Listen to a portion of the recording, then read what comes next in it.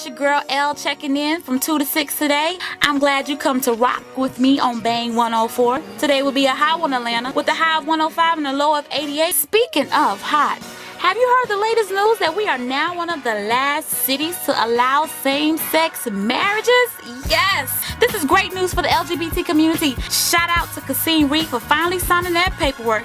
I'm wondering who's going to be the first lucky couple. Stay tuned. We will have a live update coming up at the top of the hour. In the meantime, in between time, I have 2 tickets in my hand to go see Young Jeezy. Yes, I do. Call a 15-404 Bang 104. I said I see some ladies in here tonight. I might marry. Image marketing. Put my girlfriend on the phone. Girlfriend, line 1. Damn it. I thought I told you I don't want to talk to her. I thought you also said you was getting rid of the girlfriend. Seriously, you already know it's not that easy. You have a call on hold, okay? Oh my gosh. Damn. Hey, baby.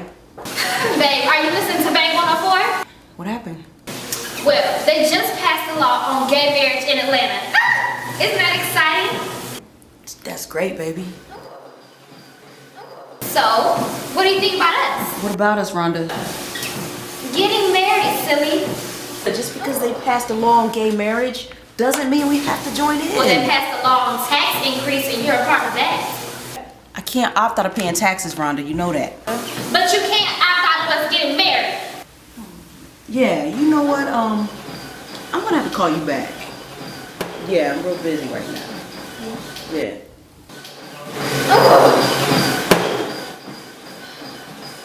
This is between women. This is between women. Where all your dreams begin.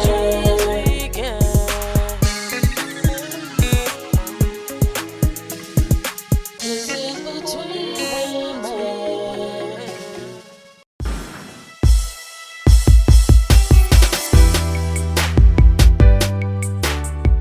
Hey everyone, welcome to Kandy's Quarantine Conversations with me, Kandy Delore. Joining me today is a special guest all the way from the USA. She is the writer of the hit YouTube LGBTQ series called Between Women, and she's also the producer of Between Women TV.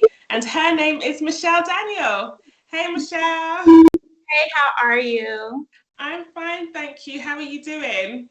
I'm doing well. I am doing well. It's beautiful outside. It's not raining today, so everything is well. Brilliant, brilliant. So how have you been keeping during quarantine? God, it's been crazy. Just trying to stay in the house as much as possible. It's driving me insane. I am a travel addict. Like, I love traveling. I at least go somewhere twice a month. And I haven't been anywhere since March. March was my last trip. And I'm like, I gotta do something or go somewhere to a cabin or something.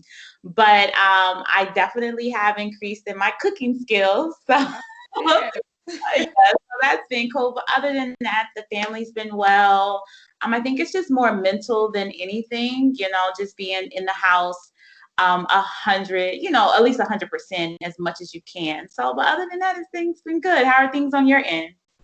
Fine, thank you. Pretty much the same, just been in lockdown since the beginning of March, so I can definitely understand what you mean by just feeling like, you need to get out, and you're used to traveling as well. To be honest, I'm not really used to traveling. I'm sure not as much as you do with all your production work and filming and stuff, so it must be really difficult for you. I completely understand. You must be feeling frustrated. Hopefully it will all be over soon, and well, I know it won't be completely over, but we'll get some normality coming in slowly but surely. Okay, so Michelle, can you tell the viewers and listeners a bit about who you are and what you do, please? My name is Michelle Daniel. I am a producer, also owner, and founder of 2 digital entertainment companies, Between Women TV and also the Damn Network. So I spend all day, every day producing and creating content, talk shows, scripted shows, commercials, reality shows. So I just produce all day long, 100% of the day. I don't have anything else that I just produce. If I have a show idea or a concept, I make sure I get it filmed and get it out. Yes, and you do produce some brilliant shows. And the Yeah. show that I want to speak about at the moment is Between Women. Um, I'm going to tell you how I came across that series. I was just really bored that day. Honestly, I went through YouTube and I started watching films and series from producers that, I wouldn't really have heard of, particularly American films, because I wanted to see what was out there. Mhm. And I came across the first episode, and I was hooked straight away. To be honest, I had no idea that it was an LGBTQ show. I had no idea it had anything to do with, relationships and stuff like that. I thought with the title Between Women, it was going to be something about, I don't know, like, how women behave and stuff like that. And I'm not going to lie, I was hooked from the very beginning of the series, and I ended up watching part 2 and part 3 until I was binging through Between Women. I was so addicted to it. And I know I'm not the only one out there, because I was reading the comments and other people are addicted to the show too. Yes. So can you tell me what actually made you write Between Women? Did you feel like there was, a gap in LGBTQ shows, and did you want to try to fill it, or is it something that you always had in mind, or how did it come about? Because it's so brilliantly written. Actually, I was in a relationship and I was just writing one day, and I had a friend that said, this could be a script. And I'm like, what is a script? At that point in time in my life, I had no idea that I was going to even start producing and script writing. I was just trying to figure out my life, honestly. Um, and so it felt like a good idea. I was like, okay, sure. Like, yeah, I can turn it into a script. And she had just graduated from film school here at Georgia State. So she was very familiar with a lot of the technical and logistics of what it meant to film. And she was like, just write it, just get all your thoughts out. And so I did. I went through, a lot of people don't know, a few different rounds of Between Women, because I at first was just writing something and then didn't really understand. Like I didn't understand. Like I was like, okay, what is this? And characters are talking and they're speaking. And so once I did a casting call and a table read, I was able to finally say and hear it and was like, okay, this doesn't feel like a good flow. So I actually wrote Between Women 3 times.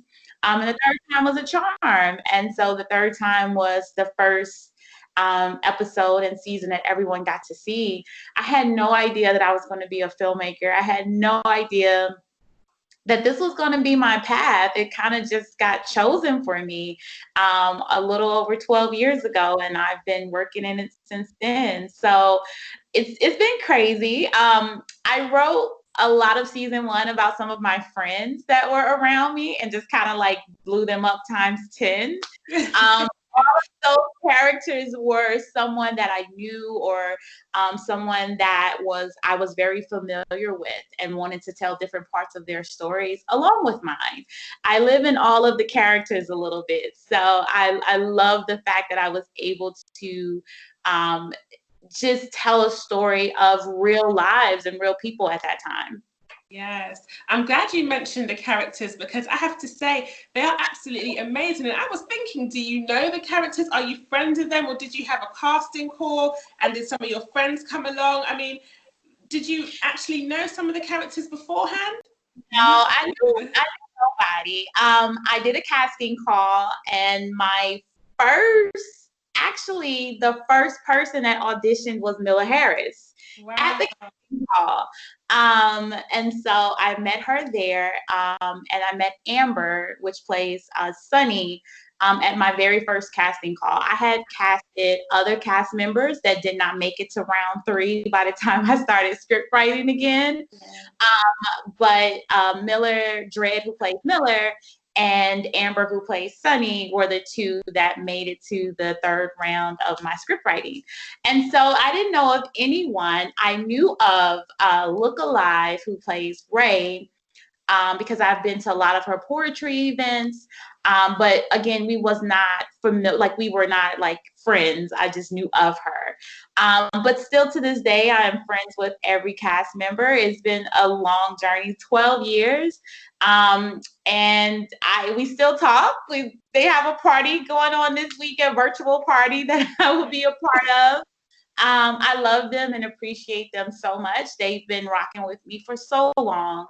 And so, yeah, we've become best friends, and they all have become family. Like they still hang out as friends. They still do things. So it's been like a very family feel for us.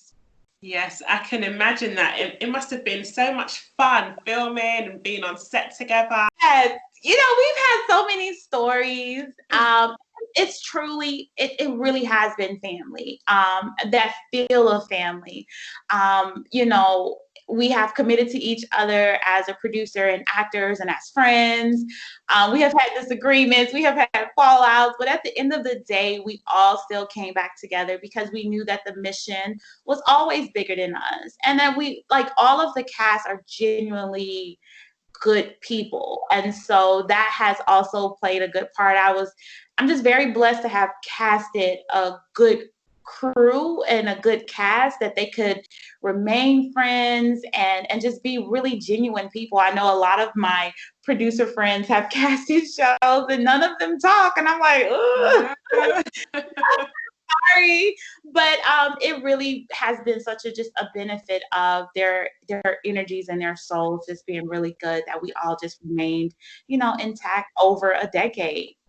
Yes, that's brilliant. And I know that everybody loves Miller, isn't it? She's got so many fans in the comment section. And Ray, I know that Ray is a big hit. And Sunny, she is so funny. Yes, I love her. She was definitely our comedy relief on set. Like, even if you were having a bad day, Amber would not allow that to be a thing ever. She's like, "Oh, you're having a bad day? I have something for that." And we're like, you know what? I think we're gonna have a bad day today. And of course, the fans love Miller and Ray, and they're like, "Hey, can you tell Miller and Ray?" I said, "Hey," I'm like, "Well, technically, they're not in the back of my pocket, but I will let you know that you asked about them." Yes, no, people do make me laugh in the comment section when it comes to those two. And yes, Sunny, she is absolutely hilarious. And I can imagine the vibes that you guys all must have together, just creating the show and filming it. And like I said, it's brilliantly written. The storylines are excellent. And even the way that it portrays the friendships between the women and their relationships as well. I mean, you covered quite a lot in between women, like domestic violence with Brooke and Allison. Yes, Brooke is very troubled and needs some serious help. And even shared childcare between Ray and Beautiful. Yes, so one of the things that really impressed me is the way that you showed the friendships between all the women. It made me wonder if women who are in relationships with each other have stronger friendships with other women than straight women do, because I loved the way they came together. I loved the way, they spoke to each other and could confide in one another. There was no hating. There was no, backstabbing or betrayal or gossiping behind each other's back. It was so supportive. Even the way that the surprise wedding done between Ray and Beautiful was done. And the singer you had singing there, oh my gosh, what a beautiful voice she had, And, no, you wrote the whole thing so well. I mean, it should be on TV. It should be a lot further than just, I mean, YouTube is great on there, but I mean, you know, I'm not surprised that you ended up creating Between Women TV, because I could see you have got fans behind you, and I'm one of them, and everybody wants more. We want more, you know.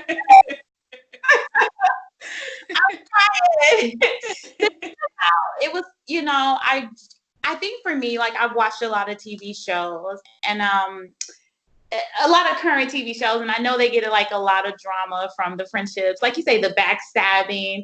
But honestly, at that time when I was writing, it was just kind of how my life was. Like I felt that I had very genuine friends that I could confide in and talk to, and it was no backstabbing. And it was, you know, if I wanted to have a wedding on your day, they would have been like, sure, why not? You're my friend.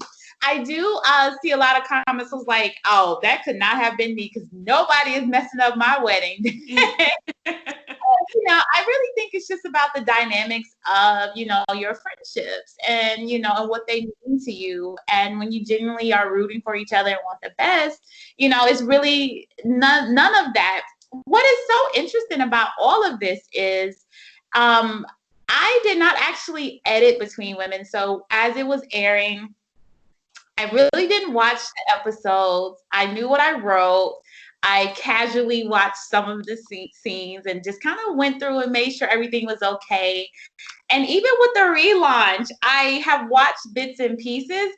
I have not gotten enough courage to watch my own show. So it's some things that people mention, and I'm like, what happened? I wrote what now? I can't remember a lot of what I wrote. And I just honestly have not sat down and watched Between Women episode for episode, scene for scene in its entire, like I'm nervous. I have anxiety about it. And so I had just recently met up with one of my cast members, Tajir, who plays Mecca. Him and I are doing some things together. And I was like, I totally forgot that you and Winnie were in a relationship. He was like, really, Michelle? I was like, I had no idea. Like, you guys were so toxic for each other. He was like, I can't deal with you right now. I can't. I'm done. So Winnie's storyline was something else. I mean, she had a relationship with a guy who was married. Actually, he was married to Natalie, wasn't he? Yes. Yes, and Natalie I was. just remembered again. I was like, wow. Yes, she got into a relationship with Gabby, and then Gabby started cheating on her with her colleague at work. Oh my goodness, there is some real drama in there, but it's also relatable to real life also. And because these things do happen in real life, even though it seems like, oh my gosh, there's so much going on, that is life. And you know what else I must say that Between Women does? It's a real eye-opener for, you know, heterosexual people as well. You know, it is most definitely. I have a huge heterosexual fan base. Some people are like, listen, I am straight, but I am here. I'm like, wow. Yes, no, it's true. And I can relate to that. And I mean, I love reading the comments. There's so many people who are just so real in the things that they're saying. And I came across a comment where somebody said, like, you know, they've got a crush on Miller and they're heterosexual, they're straight. And then somebody else said to them, well, you might be a little bit gay, you know?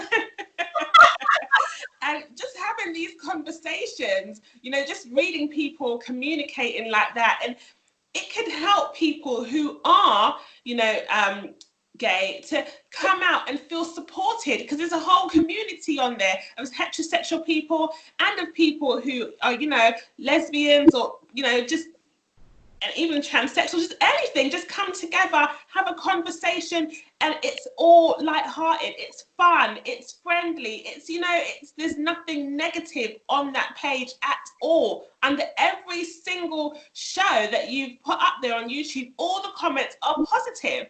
And it's a way of, you know, you're bringing people together, you really are.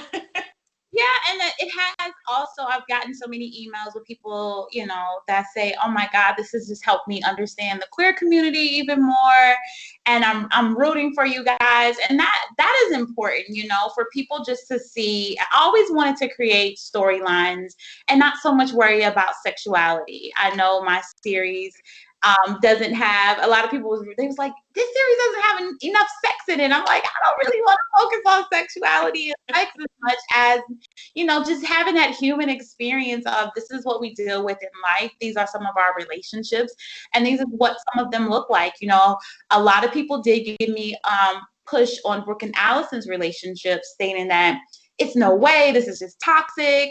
And the minute I get emails and hear other people's stories that, this is what I went through, it lets me know that I'm not far-fetched and I'm not just all over the place. But people do find themselves in all of these characters in some way, in some form. And so that has been the most beautiful part about this as well. No, it's true. Everything that you just said there is so right. You're definitely reaching a huge audience, and even the characters not being far off from reality situations, you are bang on point. And the actors, they have, carried out their roles so well. They have really done your script justice. The acting has been on point. It's been brilliant. And even characters like Mecca,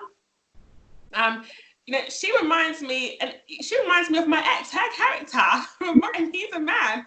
But, just the way the whole sexuality of things, the way that she carries out herself, and she's quite, she gets loads of women and stuff like that. She's very egoistic and confident in her approach and stuff. So you have actually got some really great actors to, carry out those characters there, and it's absolutely amazing. It's a beautiful thing that you've done there. It's a great show, and as soon as I watched it, honestly, I became addictive. I had to watch all of it, and when we got to season 2, which is when that lady with the short hair, I found her so annoying. Oh, what's her name again? Yeah, Cole. Alicia, she just came and wanted to disrupt Natalie and Miller's relationship, and they had finally just gotten together after all of that drama, because Miller was with the other one. What's her name again? The Rhonda. That's it. Yeah, she wanted to get married. All of that. I mean, but all the. I always like that. The minute you feel settled and things are going well, it's like, what? I have something for you. Yes, it's true. The minute we're like, yeah, the viewers were like, yeah, this has finally happened. And then in comes the big bad monster, ready to just huff and puff and blow everything down, just like in real life. Yep. And, to all the viewers and listeners watching right now, and I really highly recommend that you watch Between Women on YouTube. You will not regret it. You do not have to be, a lesbian or gay. You can just be a normal straight person. You can be anything, and you will be able to relate to the show. You'll love it. You'll fall in love with it, honestly. I have, and I watched it about 4 years ago now, and it wasn't until during quarantine I noticed that on YouTube the episodes were being re-uploaded again, and I was like, oh my gosh, I need to watch this again. This is so good. And I watched it a second time, and I'm going to be honest, I'm still in the middle of watching it for the second time. I'm in the middle of season 2 right now. I've just caught up with all the episodes that are being released. I do want to start watching, because I know that you've got some other shows as well on Between Women TV. So can you tell us about these, please? Yeah, so after Between Women TV aired, and I was able to create a few other shows, I was like, I want to do some in-studio stuff. And it's the beautiful thing about being a producer is you can kind of test the waters on ideas that you like. And so I actually, which is airing right now, two of our major shows is Couples Coaching and Is It Over, which are dating shows, couples that are currently in relationships and trying to get through, is it working for us? What kind of things or tools do we need to continue on in this relationship? And so the response has been very well on that. I was able to pick an elderly couple because I do think a lot of our knowledge comes from our elders. We just kind of sit and listen. So it's been a very smooth show, very balanced. I love it. The couple was very interesting. The thing I like about the couple shows is that a lot of people are scared to go to therapy. A lot of couples are scared to do couples therapy. And so it's a good thing to actually just kind of sit and watch, and you can kind of see how it works. Like, see that is not as scary as you thought.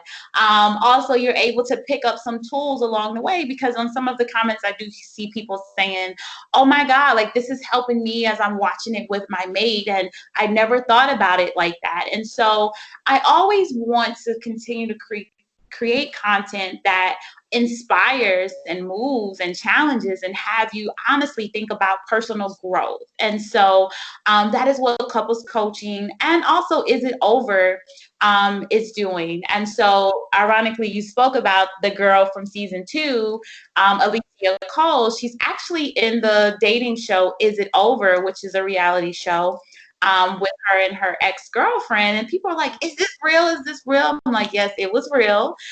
So you get a minute, go check that out. You'll be able to see her on that. And also airing this month is a show called Love Esteem that I did, where couples come together and talk about their journey of love and what it has been for them and what it has looked like, and how it has all come together. So just a lot of things in store. I was filming some stuff prior to the pandemic, and that kind of, went another way. So just trying to find a different virtual way to actually do it. But the content that is on Between Women and the content that I'm writing, I want to inspire. I want to challenge people. I want people to understand that it's okay to be in therapy. It's okay if you're going through a bad or a toxic relationship. We all have, it's nothing to be embarrassed about. It's just, how do you overcome these things? Even in Between Women with Brooke and Allison and domestic violence, a lot of people have been in domestic violent relationships, especially in the queer community. It's a big and huge topic that no one speaks about. And so it's okay, but it's like, how do you get out of that? I want people to be able to see themselves and see that that's not for you, and figure out a way to challenge and to grow. And so that is overall what I try to do with Between Women TV Network, is just show people that you're not alone in anything. Everybody out here is going through something or has been through something. It's just a part of how do we grow from that. So I'm glad and happy about the new content that's coming out that I'm trying to put together and produce now. So I'm just excited about it. No, I think everything you're doing is absolutely amazing. And I did see the trailer to the show you're speaking about with the lady Alicia on it. So I'm going to check that out when I have some time, most definitely. What I wanted to ask you is, have you ever submitted any of your work to like film festivals or just like TV companies or agents? Well, I have a scripted series called Build-A-Boo. It's been nominated at a few different festivals. It's currently in festival market now. I think one of the things, especially for me, I look at quality, and our season 1, I'm like, oh my God, I actually filmed that on one. My mom bought me 2 Canon T2i cameras. We had no sound. And one of the fans was like, okay, I can't hear you. So what do you need so I can hear? Because I have got to watch this show. And they actually bought a Zoom and sent it to me. And we Wow. did that sound. And so I know a lot of the festivals usually really 100% focus on a lot of quality of the work, which is why Between Women earlier seasons have not been nominated as much. But yeah, so we've been in festival world, just got an agent Brilliant. um, for that and trying to do some pitching and kind of see where we land. I know a lot of people have heard of Between Women. It's been around for a decade. Like it's not, it's not new. It's not new. So I do hope that a network would call.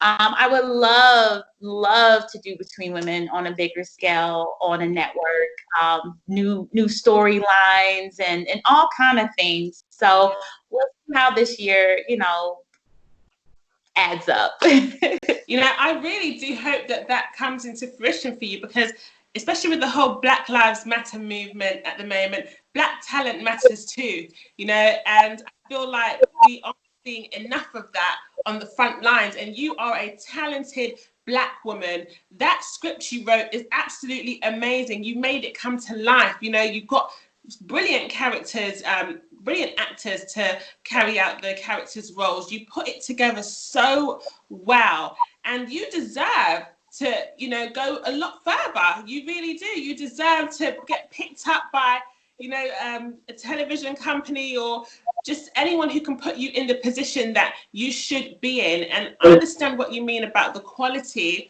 And I think that was such a nice thing of that fan to do, to buy you what you needed. Obviously, that person believed in you, and you have got a lot of people who believe in you. How I believe in you. I haven't even met you. I've just watched your shows. I'm just like, oh my gosh, this woman is great. I must get her on the podcast. But hopefully you will find someone else who believes in you, who is able to make everything happen for you, because you deserve it. And I feel like voices like yours who have amazing stories to tell, stories that so many of us can relate to. This is what we need. We already have people who can just sit down and make things up at the top of their head, but they haven't experienced it. They're up there on the large scale and the big screens and stuff, but we need people who can actually relate to things and bring emotion to it, bring reality to it. And you have done that. I think that the fact that you did all of that by yourself, it shows that you are determined. You've shown your creativity, you've shown your capabilities, and the fact that you've taken this very seriously. You even started Between Women TV, so you definitely deserve to get some help. You just need the right people to come to you. So if you're out there and you're watching this, please contact Michelle Daniel. I'm ready. Yes. And it has been absolutely amazing speaking with you today. I want to thank you so much for coming on the podcast. And do you have anything that, any tips, any words of advice that you can give to other people who, are making films, but they don't know where to, well, they're trying to make films, but they don't know where to start. They don't know how to go about it. What would you say to them? My advice always is just to do it.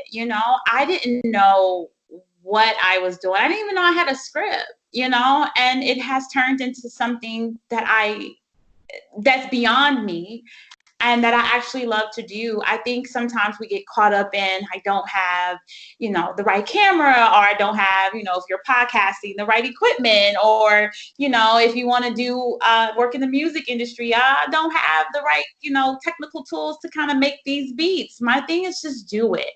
Get started. You're going to fail. It's going to be something that you're not going to like about it.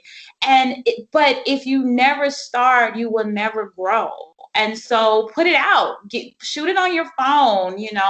The hardest thing, and the reason why I support filmmakers, even in the beginning phases, because just to cast and get all of these people in one room is the hardest thing in the world, scheduling.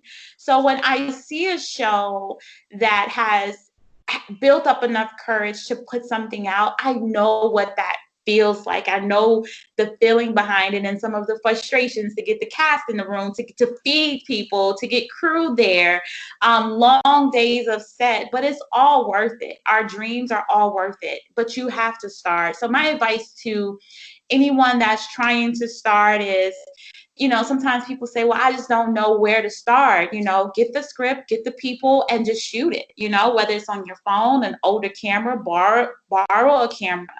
And don't be afraid of doing something wrong, and don't be afraid of failing, because it's just a part of entrepreneurship. It's a part of any field, and you're going to grow from it, but you cannot grow unless you fail and unless you have done those experiences. So do it. Shoot it, write it. I don't care if you want to be a baker, bake the cookies, like get them out there, do what it is that you need to do, um, to keep your creativity going and to get what you feel is important for your time here on the universe, to get it done. So my thing is start today, start right now. Oh, that is brilliant advice. That is amazing advice. And I hope that people who have any passions and ambitions to go down the same route as you, or even, like you said, be a baker or whatever, people who have heard this, I do hope that they take your advice, because you are a shining example of how to make something happen, even if you don't have the necessities. Like, for example, you didn't have anything for the sound, but you still kept on going. And people who believe in you, they will step up and help you and support you. And now I want to thank you so much, Michelle. Speaking with you has been absolutely amazing. It's been a pleasure. It's been an honor.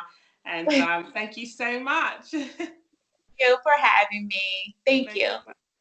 Take care.